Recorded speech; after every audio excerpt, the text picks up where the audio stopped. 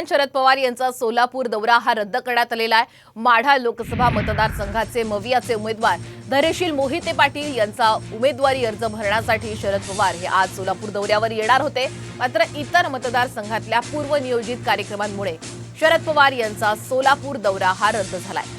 रविवारी अकलूज मधल्या पत्रकार परिषदेत आपण धैर्यशील मोहिते यांच्या उमेदवारी अर्ज भरण्यासाठी मंगळवारी सोलापूरच्या दौऱ्यावर येणार असल्याचं त्यांनी सांगितलं होतं। तसंच काँग्रेस उमेदवार प्रणिती शिंदे आणि मोहिते पाटील यांच्यासाठी पदाधिकारी आणि कार्यकर्त्यांची बैठक सुद्धा ते घेणार होते।